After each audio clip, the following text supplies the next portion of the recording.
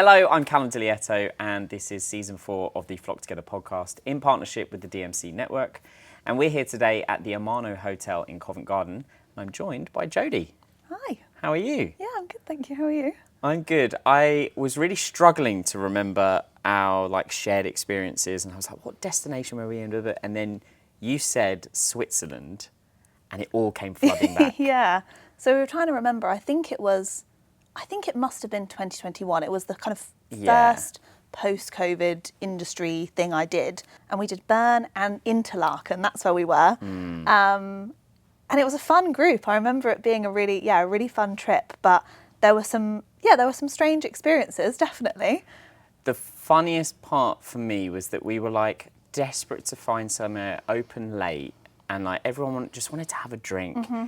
And we were walking around, and it was so quiet and peaceful, but we were just not in the mood for peace. We wanted rowdy, and then ended up, and I never thought I would say this with an industry hat on, but we ended up in Hooters. Yeah, and why was there a Hooters there as well in this very sleepy town? In this sleepy, quaint town with all these beautiful hotels around it, and then bam, there was a Hooters. I don't know who strategized that expansion, but I mean, it was great for us because it meant that we could actually have a nightcap, but yeah, it was a bit surreal. Yeah, and then I think the next day we went to a James Bond experience, and when you went to the bathroom, James Bond's quotes came out of the ceiling when you were going to the loo. It was such a weird, it was a fun trip, and I haven't thought back to that for a little while, but yeah, seeing your face yesterday definitely brought back those memories. Made you think of James Bond. I mean, James lots Bond of people say that. Yeah, James Bond and Hooters. Yeah. What a contrast.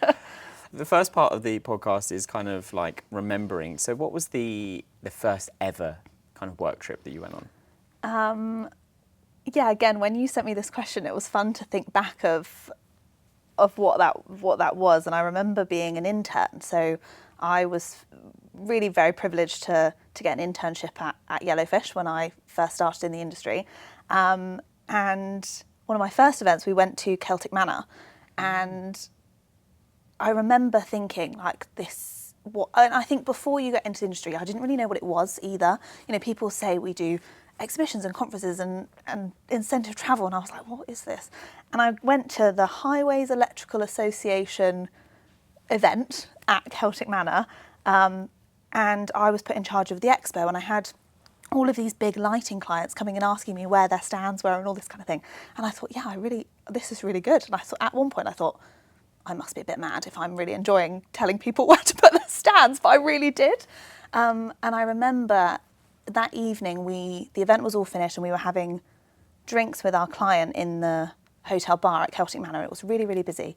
And my boss at the time, she said to me, Jody, go and get some snacks from the bar, let's get some bacon sandwiches or something like that. And I remember being the most stressed I've ever been, that my boss was like, Jody, get some bacon sandwiches. And I was maybe 2 months in to the industry at this point.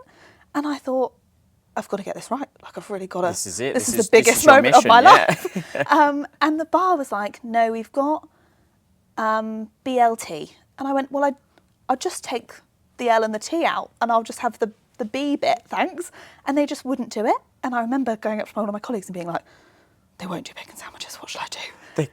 They're forcing lettuce and tomato upon me. What do we do? But I think at that point it really made me think, this industry is mad, but I really want to be a part of it. And I think it really spurred me to say yes to everything and take on ridiculous tasks and challenges that should be really normal. When you get put in that kind of pressure situation, they almost become not. It's a weird. I just love the idea that, most people that I speak to, they fall in love with the industry because they've gone to this really exotic location and they've done this incredible experience. You're like, I got to tell people where to put their stands in an exhibition, and I knew at that moment I was destined for mice. It's so true. I remember going to a dinner once with. I went to a dinner, and this sounds like I'm name dropping really hard, and I don't mean to, but I got invited to a dinner with Sir Rocco Forte. Oh. It was mad. Yeah, it was absolutely mad. And we went to Brown's, and I sat next to the general manager of the Balmoral, and he said to me, what's your favourite hotel? And at this point, I was like, oh my God, I've been to Liverpool and the Celtic Manor. I don't have an answer to that, because that's not why I loved it at that point. Obviously that evolves over time, but I loved it because, I went to Celtic Manor and managed to sort out bacon sandwiches at 1 o'clock in the morning and that kind of thing, rather than the kind of beautiful hotels that I now know it for and love it for. It's been a nice transition, I think, for me. I think that's it's good. It shows that you're truly passionate about the industry, not just the luxuries. So the next part is to revisit. So if you could relive a destination experience and quite literally transport yourself back in time to that moment, what would it be? I feel like my answer to this is going to absolutely just counteract everything I've just said. But I would go back to the Four Seasons in Bora Bora. Oh, wow, yeah, that's definitely not like an exhibition that's hall. not the Celtic Manor. I thought you were going to say, there was this really good exhibition where I really got to show them where the extension cables went. No, I've been very lucky to see all different sides of this industry, and I went to Bora Bora and I didn't think that existed. You see it in films and like The Parent Trap and things like that, and you're like, nah, this isn't a real place. But and the staff were just all wonderful, and as a destination, I think for me, I'm not a lover of beach destinations. I find, for me personally, I'd like to have more to do, and I loved the Polynesian heritage and the culture. And I mean, I went on a boat with a man playing the ukulele and I was living my Moana dream. It was amazing. Amazing. So that, I think, for me, I definitely would love to go back there. I mean, in the middle of the Pacific Ocean on a boat with a ukulele, that's dreamy. Yeah, it really was. I was felt very privileged to have that experience, and our group just were blown away by it. It was amazing. Realistically, that hotels like that and destinations like that make our job really easy, because already you've ticked a massive once in a lifetime box and we're just enhancing it, really. So very jealous. I love Moana as well, so I'm very jealous. And if you could make any hotel a home, which would it be? This one was hard. I think for me it would be the Don Carlos in Marbella. Random, yes, but I had an event there years ago, and one of my colleagues ended up in hospital while we were there, and so we were a kind of team member down, and it was one of my first kind of project manager moments where I was kind of running the project, and the hotel staff were just unbelievably good. I felt like I was part of their team and they were part of mine, and anything I asked for or needed, they were just straight on it, couldn't have done more to help me. And so whilst the hotel itself isn't the Four Seasons in Bora Bora, I felt this real nurturing love from them that I haven't really felt in that many places. So I haven't ever been back either, which I would love to do. But I hope they're all still there. Well, home, it's a good answer to the question, because really, it's not just about the location and the building itself. It is a feeling, right? And home is such an intimate feeling. So that if you're saying, you know what, when I was there, it felt like I really belonged, then that actually makes a lot of sense. Yeah, and I remember going to the reception desk at one point and being, oh, my client really needs this printed and scanned in, and please, can you help me? And they just couldn't have been nicer about it. And it's things like that are really mundane tasks that actually they just lifted my day by helping with. And I think that, that was a big part of why I loved it there. Yeah. Yeah, it goes like this. Dip, dip, da, da, da, da, da, dip, dip, da, da, da, da, dip, dip, da, da, da, da, dip, dip, da, da, da. And it goes like this. And it goes like this.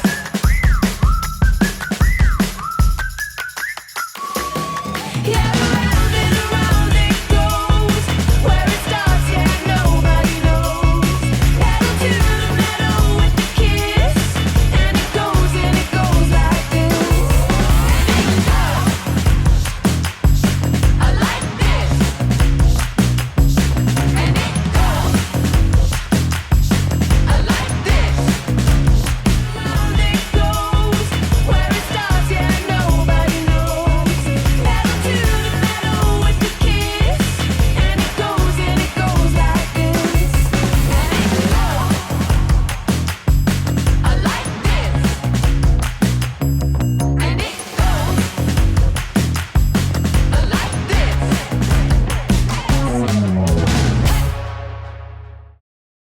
The next part of the podcast is Reimagine, and it's an opportunity for you to create an incentive trip, but for yourself.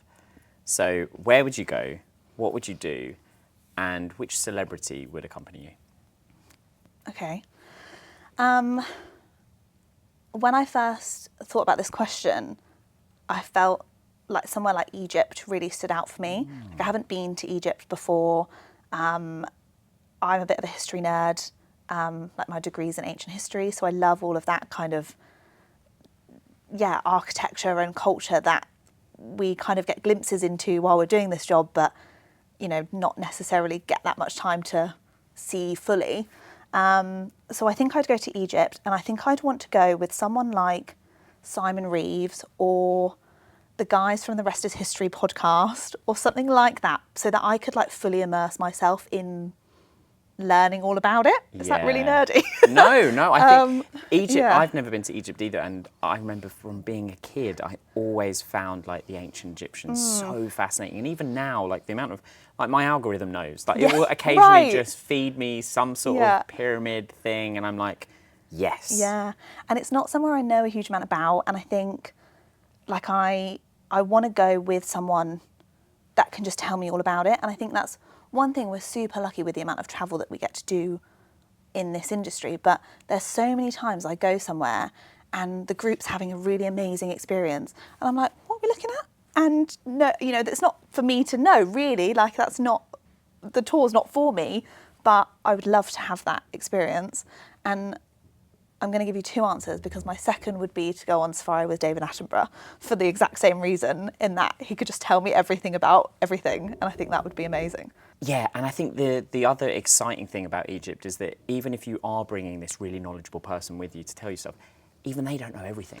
Exactly. It's so full of mystery. Yeah. Like people still don't really know what are the pyramids? Why were they built? How were they built? And so there's this like real fascination that even the most intelligent person won't be able to give you all the answers. Exactly, and I think we've looked at it quite a few times for programmes, and finding that balance between doing all of those cultural things but also making it accessible for people that aren't really that bothered by that is quite challenging, because there's so much to do and see. You're like, well, we need to tick off that and that and that. And actually, for me, on my personal incentive, like, yes, give me all of those things, please. Like, I think that is another thing we struggle with a little bit, is making sure our incentives are accessible for everybody and making sure that there's something for everybody. So you're not just traipsing around historical sites, but for me, that would be ideal. Yeah. So the penultimate part of the podcast is reform, and this is your letter to the industry. What would you like to say to the industry? Yeah, it's a really interesting question. I've thought a lot about this one, and I think we do have an amazing industry, and I know everybody says it, and I think one of the things that I've been really lucky to experience is fam trips and networking, and get to meet a really lovely network of suppliers. But I think one thing I would look to change is the value of industry events ultimately. So we're just outside of Brighton. London's not my hometown, and I think to come into London to go to an event is a commitment, and it is for everybody. You've got agencies all over the country, and I think that kind of 2-hour evening reception is something that I would look to update. I think for me, I'd much rather go to one-to-one meetings or meet new suppliers rather than networking with people that I already know for a drink for a couple of hours. I'd rather kind of have meaningful conversations with new people. And yes, there's a place for, catching up with people that you know and people that you've built connections with previously. But yeah, I think there needs to be a look at what's their aim, what's the purpose of getting everybody together. And facilitating that a little bit more, and just Yeah. rather than just sort of expecting everyone to just network. And I've seen it from both sides, because I'm kind of that third party, Yeah, of and I course, see the supplier side often being like, oh well, we didn't meet enough new people, and they might not be that extroverted or that good at networking, and then Yeah. you see on the planner side where they're just like, again, talking to the same people, because you just slip into that comfort zone, and it is what it is. And forced fun and really trying to force interaction can be a bit difficult. But actually, at the end of the day, if it's a work event and there's a purpose, like just aligning yourself more to that purpose. Yeah, I think so. And I think for me, when I'm trying to encourage my colleagues and my team to come to things, if it's not that kind of force facilitation, it's actually really daunting to walk into a room that you don't know anybody and no one's wearing a name badge and you're like, oh God, well, I don't know if you're a hotel or you're a supplier, and you're just kind of going up to groups of people and saying hi. It's awkward and it's intimidating for new faces within the industry as well. So I think there needs to be a look at, what are you trying to get out of it? Because again, like suppliers are travelling from all over the world to attend, and I agree, like sometimes I don't even speak to any of them because I don't know who they are. And so I think that needs to be... Something needs to be like remodeled in a way to like make networking events just a little bit more interactive amongst both sides of the coin, so that new contacts and new connections can actually be made. Exactly. I think that would be what I would look to improve upon, I'd say, rather than reform or change. I would improve on what we've already done. And the final part of the podcast is a quick fire round. So I'm going to ask you a series of questions and you just have to give me your A or B answer. Okay. Packing, last minute or week before? Last minute. Carry on or check-in? Both. Like that, you just all of the bags. Yeah, sorry. I get quite stressed by bags. I'm picturing you like as one of those like real divas with like a trolley of like so many bags, Sometimes. like a Reese Witherspoon, Legally Blonde kind of vibe. No, I think I've been hit by lost baggage a few times. So I have to have like the essentials in the carry-on and then the everything else bag. Fair. Airport lounge or shopping? Lounge. Aisle or window? Window. You smiled with that. That was like a really fun... I know. Well, we were talking about this earlier and someone said, I wonder if that's going to be one of the questions. And I made a joke. I'd like it to be known that it's a joke. I was like, well, I'd like the business class aisle window situation, please. but that's a joke. Yeah, that's the third answer. Yeah, exactly. Aisle or window? Business. Both. City or nature? City. Okay. That was hard. That was hard for you. Yeah. I really saw the struggle in your eyes. Lay-in or early start? Lay-in. Poolside or seaside? Seaside. Planned or spontaneous? Planned. Breakfast hot or cold? I don't know. I've never really thought about it. Really didn't expect you to get stumped on that one. Cold? Cold? What did you have for breakfast this morning? Cereal. Okay, cold. Yeah. Okay. And finally, hotel, room service or restaurant? Restaurant. Okay. Well, thank you so much for being a part of the Flock community and coming onto the podcast. And it was great to relive some of our shared memories as well. Yeah, thank you for having me. I think it's a really important thing that you're doing, and I'm really grateful to be a part of it. Thank you.